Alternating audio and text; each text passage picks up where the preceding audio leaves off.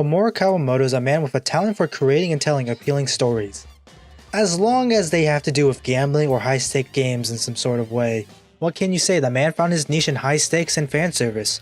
So when the mind behind kakegurui decides to tackle the romantic comedy genre, it's to be assumed it won't be normal, and would have stupidly high stakes. Homura Kawamoto delivered on just that with his newest series, Humanity's Existence Depends on Love Gambling with Another World's Princess. Or just Love Gambling. Or Isekai Love Gambling. Whatever fills the role being shortened and scripted better. This time the game is to make sure that the daughter of the Demon Lord Luminous, Lumis Magna Overleluge, or just Lumis, never cries in her year of studying abroad on Earth. If she does, her mother will destroy Earth. Easy enough, right? Maybe if it wasn't for the small problem of Lumis falling in love with the other lead, Kazuki Ito, her homeroom teacher. Which would be fine, minus the problem with student-teacher relationships and the fact that Lumis is distinctly underage. However, in her fantasy world culture, it is tradition that the Overleluges eat their mate. And no, this is not some kind of obscene analogy that you would find in your local hentai story. Unless you're an avid fan of vor, and thus the premise of Isekai Love Gambling is established. Kazuki has to somehow balance rejecting Lumis' romantic advances to preserve his own life, while making sure that Lumis never cries to preserve the existence of humankind. And by the way, rejecting Lumis' romantic advances would make her cry. That's cool and all, but how could a cute little series like Isekai Love Gambling be forged from hatred? Like, doesn't that seem a bit harsh? No, because hatred is what causes series' birth. Without hate and discontent, Isekai Love Gambling would not exist. Hatred towards one man, Homura Kawamoto, was the catalyst. Almost a year ago, a little controversial manga came out by the name of Killer of the Reincarnated Cheat Slayer, or Isekai Cheat Slayer. A manga about a lowly fantasy villager finding ways to defeat and take revenge against powerful people from another world known as reincarnates. Essentially a manga about a normal dude taking on some of the most popular isekai protagonists. A manga so controversial and vile, hate mobs formed for the purpose of cancelling the series after the first chapter.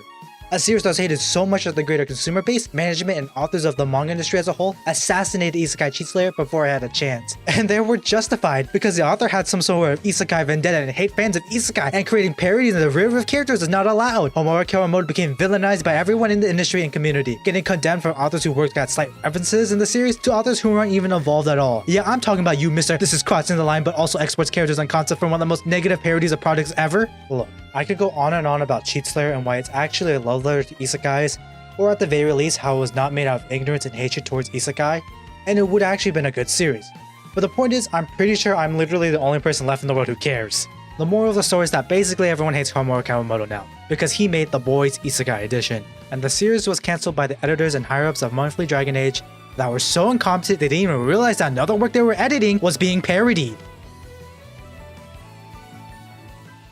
A month passes after the cancellation and Homura Kawamoto is still only known as the kakegurui guy. Since nobody actually remembers that he was the author of Isekai Cheat Slayer, since people love making up a strawman author to push their narrative. He signs up with seinen manga magazine Champion Red, which I think no one really knows of and people only read it for the art and anime plot. At least that's what I could gather from their most read series. With this newfound freedom of having a target audience of legal adults rather than children and teenagers, Homura Kawamoto decides to write the most shonen rom-com ever. I mean, it's fine. Only horny teenagers read Champion Red anyways, despite the target demographic. And it's not that bad. I mean, it's kind of funny. Like most shonen rom-coms, Isekai Love Gambling is more comedy than romance. But the jokes and situational humor does land well. You won't find any budding romance in say High Score Girl, and the high school setting is just kinda picked out of nowhere because high school is popular and the cultural significance it has meta-wise. It has no real narrative reason being set in high school, unlike a series like Wasteful Days of High School Girls. In fact, a fictional Kaisen university like college would make more sense with Lumis studying abroad, as even though high school abroad is a common trope, it's more common to actually happen in college. And the series would be less problematic with Lumis not being a minor trying to get with an adult. But you know, let the people have their weird fantasies and whatever, I don't actually care that much. The story is the premise, you kinda know what you're in for from the start.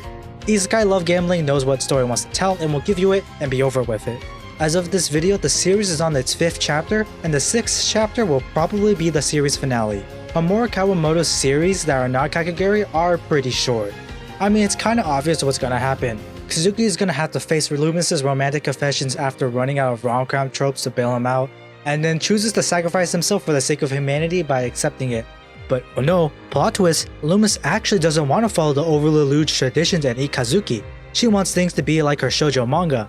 I mean, that's the reason why she's on Earth in the first place and not her fantasy world. Loomis wants the human experience, not the demon noble over Lelouch experience. And they all live happily ever after, be it chapter 6 or 7.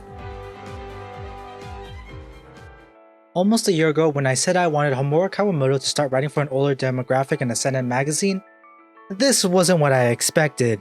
While I would have preferred an Isekai Cheat Slayer continuation or reboot, this is fine as well, I guess. I mean, it's a pretty fun and funny short series that I doubt anybody would get offended at and try to cancel like the author's previous work. I kinda wish there was some sort of Isekai Cheat Slayer references in the overview of the fantasy world where Loomis is from, but it's pretty understandable why there wasn't one. Man doesn't want to reopen wounds. Unfortunately, there isn't enough content to make an anime out of the series, unless something crazy will happen in chapter 6 that could somehow extend the series beyond the current format that looks like it's approaching its end. This is pretty unfortunate because design and writing wise, Loomis feels like she could win the seasonal waifu title, along with the legacy fame of being created by the kakegurui guy. That being said, I wouldn't watch the anime. All in all, the romance manga Forged from Hate is pretty good, but to me it holds a special place in my heart, as it revealed that even a year later, I am still really mad about Cheat Slayer somehow.